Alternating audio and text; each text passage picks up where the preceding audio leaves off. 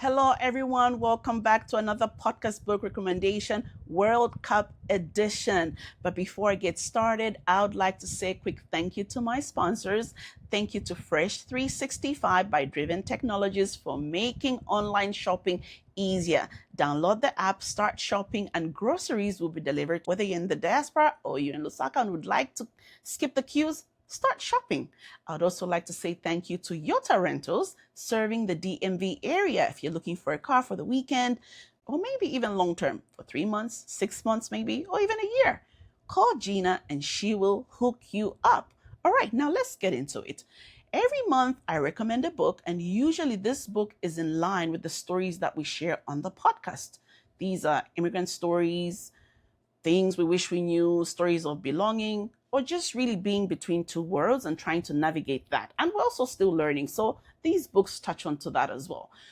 But this time I decided to do something different. Well, when the World Cup started, I thought to myself, there are 10 countries from Africa in the World Cup, and I would like to find books from all these 10 countries and children's book as well. But turns out that I already recommended books from at least 3 countries. Well, actually 2, and 1 is from Haiti, because we also care about the smaller countries like Haiti and Curacao and other countries too. Everything is welcome. Everything is welcome. Okay, so I just went back to the past and I thought to myself, what books did I share? And then I bought a few, and then I'm hoping you will make some recommendations for the countries that I don't have. Okay, so from Ghana, as you can see, I'm representing Ghana here. Ghana is Zambia's cousin.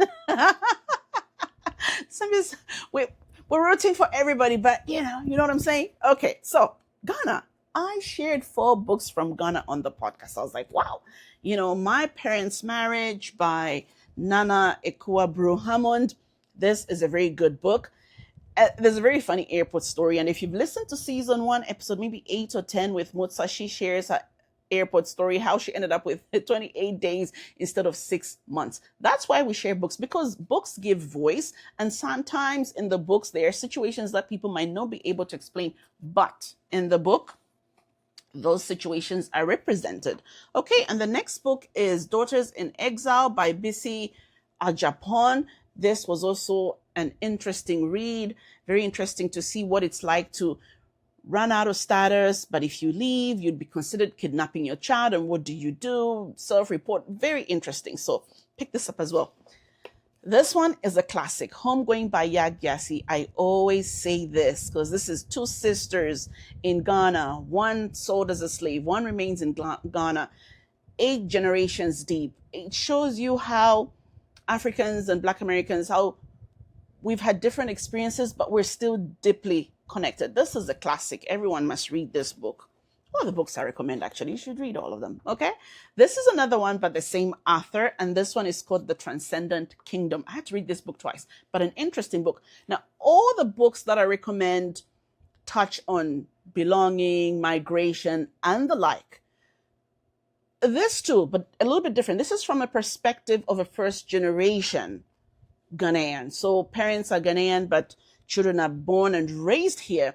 And something interesting, something that this book made me think about, for example, a few weeks ago, my son was graduating from kindergarten, and I found myself minimizing that graduation, right? Because I was getting permission from work and from school, telling everybody that I needed this day off because it was my son's graduation. And it was a big deal because you had to RSVP, we got invited, and only so many people could come. And every time I said I'm going for my son's graduation, and everybody was like, congratulations. And I was like, yeah, no, it's just kindergarten. They're like, yeah, that's a big deal. And I was like, oh my God, I'm minimizing it. So it's just realizing that my son is growing up in a different culture, and I'm learning too, and that I need to understand that he's going to have a different childhood from mine. Therefore, I need to appreciate even those things that seem small, but they're not small, right? Because that's part of his childhood. Anyway, this book, a very good book by Gyasi as well. All right, so then from Congo, what did I recommend? This is one of the first books I bought. I've said this a number of times now. I'm sure you're tired of me saying that. Kinship by the late Philippe Wamba. Kinship, a family's journey through Africa and America, born to a Congolese dad, an American mom, living between two worlds. This is a very good book. Ah, and by the way, guys, when Congo was playing their third match, I thought they were losing. I thought it was over. So I stopped watching in the 65th minute. I was shocked. When my coworker called me and said, "Hey, you guys have won." I'm like, "What?"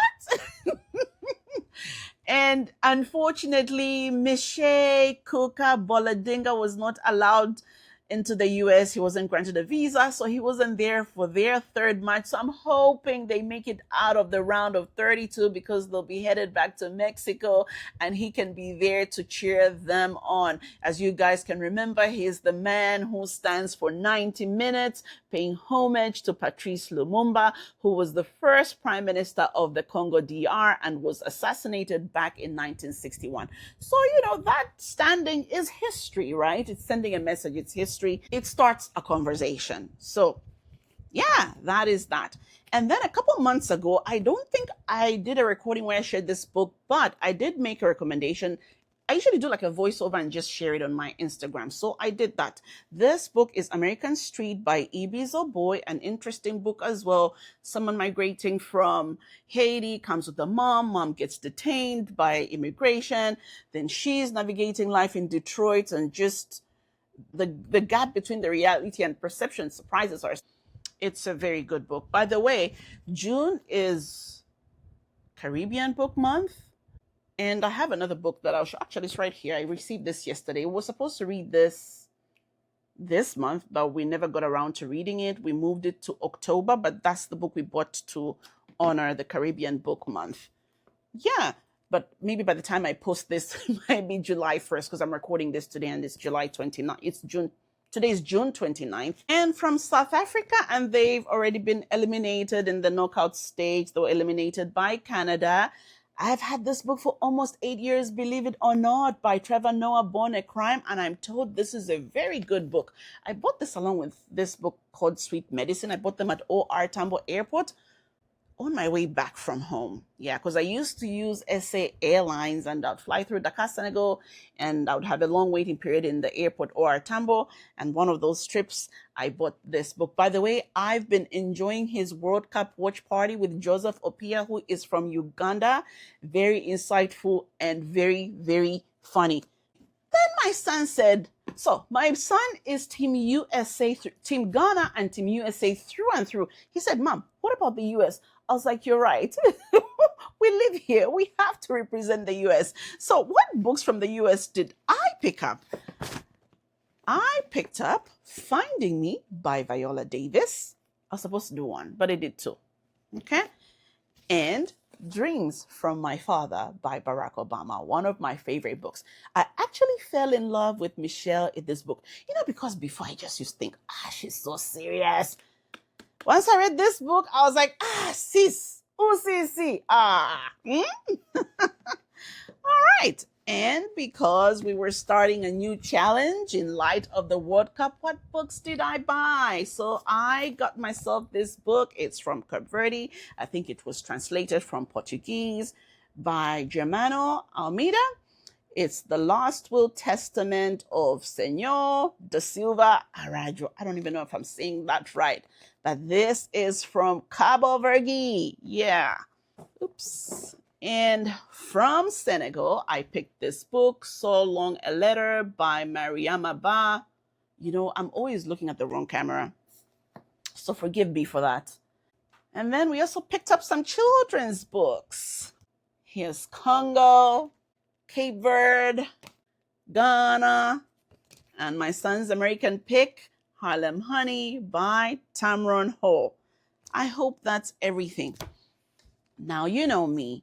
It's not just books and soccer, it's studying and everything else in between.